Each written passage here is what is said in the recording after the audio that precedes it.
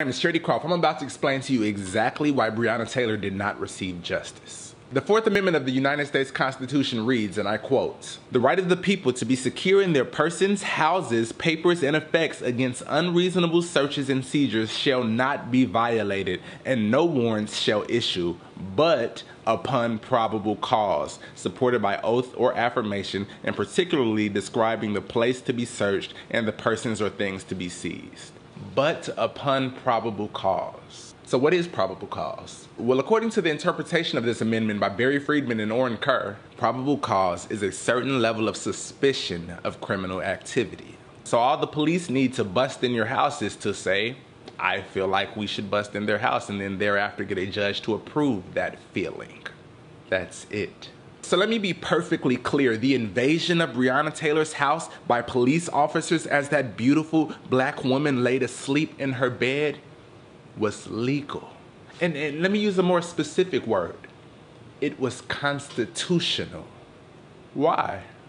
Well, it's because the founding fathers of this country chose to make it legal, and actually not really. Did you know that when the Constitution was written, there wasn't even any organized police forces as we know them today? Policing in the 18th and early 19th centuries was a responsibility of the citizenry, which participated in night watches. Other than that, there was only a loose collection of sheriffs and constables. So this law of the land that makes it legal for law enforcement to bust into your home while you are asleep was written before there was a law enforcement. In fact, the Constitution was written in 1787. I would like you to consider that the light bulb wasn't invented until 1879.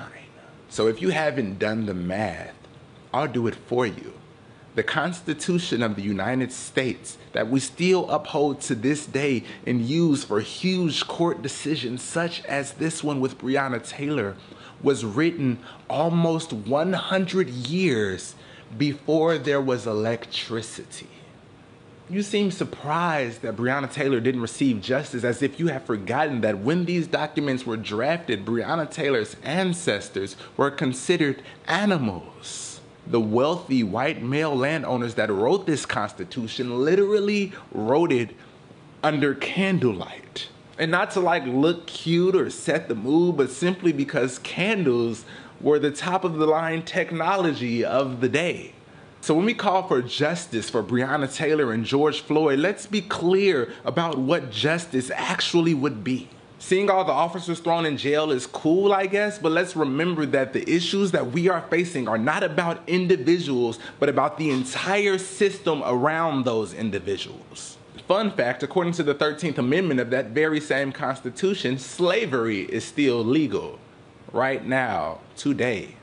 The 13th Amendment reads, and I quote, "Neither slavery nor involuntary servitude, except as punishment for crime whereof the party shall have been duly convicted, shall exist within the United States or any place subject to their jurisdiction."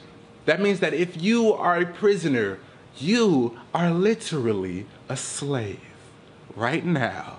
Legally, constitutionally, right now. So why couldn't we just write a new constitution? And before you act like that's some scary, un-American thing that might cause the collapse of our country, I want you to realize that our country is kind of already collapsing right now, and so something like that might actually save it. I want you to ask yourself, why do you think that a document written by a group of only wealthy white men 300 years ago, before women had rights, before black people were considered human, even before there were 50 states, why do you think that a document written with feather pens under candlelight would still make sense in a modern world? Your response may be, well, it's a living document that has been ratified over the years. The Constitution has been ratified a total of 27 times. To put that in perspective, the Constitution was written 233 years ago. To be exact, it was written 85,109 days ago.